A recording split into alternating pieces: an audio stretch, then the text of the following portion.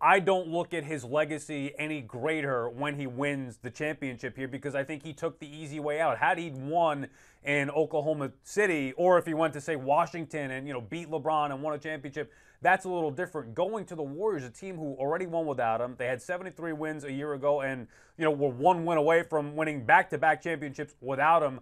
I don't look at LeBron as adding to his legacy. How do you think you think that's going to be the case? Excuse me, Durant's legacy. How do you think he's going to be viewed nationally any differently when he wins the title? Sal, I agree that if he would have won last year, when you're up 3-1 on the Warriors and could have closed them out, if he would have then gone on to beat the Cavaliers, that would have been the crowning achievement for Kevin Durant. It was his team. He was the first guy drafted by that organization when they were with Seattle. He goes to Oklahoma City. He brings a championship to a town that's going to be hard to take a championship home to. It's not going to be easy to recruit guys to Oklahoma City to build the best NBA team. That would have been the crowning achievement. Understanding that we kind of consider he took the easy way out. Consider that he went to a great team and he didn't become the third option on a great team. He has grown into the alpha dog on a great team. Mm-hmm. Already great, 73 wins, and he comes in and as the season progresses, he becomes the number one option with the team that had the two-time defending MVP. So yes, it's a little bit of the easy way out, but he did it in a way in which he became the central piece to it, to the Warriors. Quite frankly, it's the second, it's Warriors 2.0.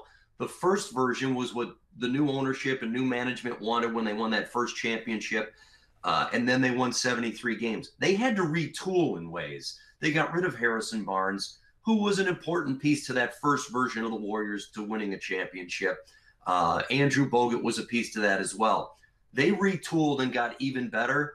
And so while there is an element to, he already went to a good team, there's also that element of he took that already great team, and I think he's the main reason they're even better. Yeah, no, I agree with you. I think the narrative is changing and will change slightly toward a little bit more positivity toward Kevin Durant versus all those who might just simply hate the fact that he left OKC and and no disrespect to David West, but he's not David West, right? He's like you said, he is the alpha dog there on that team. Yeah.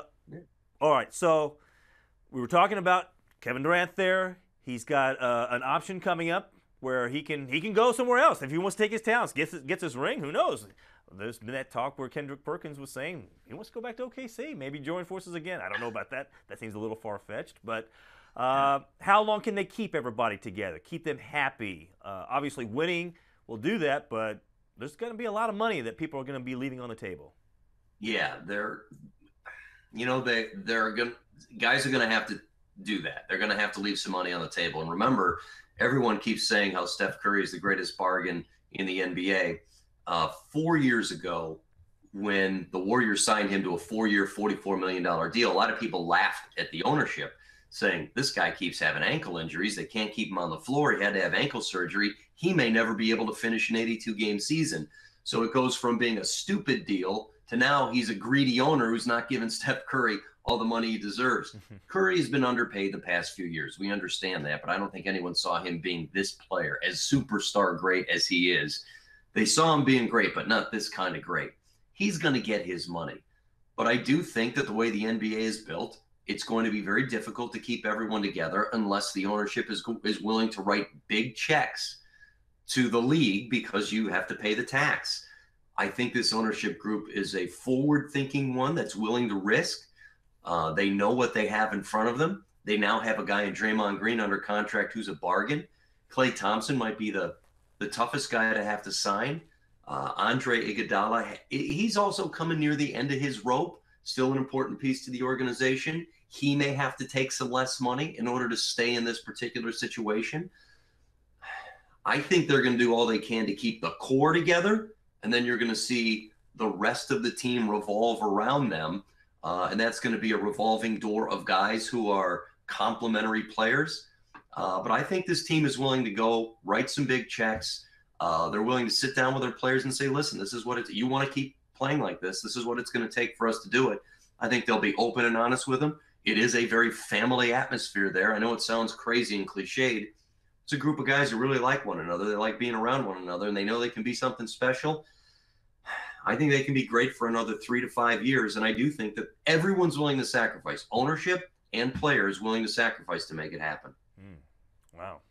If they can do that, but it's going to be big checks, Michael. Big checks, Michael. Yeah, oh yeah. But again, a lot of guys will be leaving a lot of money on the table there, and I think you're right. Klay Thompson is going to be the one. Underrated, perhaps, overall in the grand scheme of things on that team, as well as what he might mean if he were interested in being the man somewhere else. Right.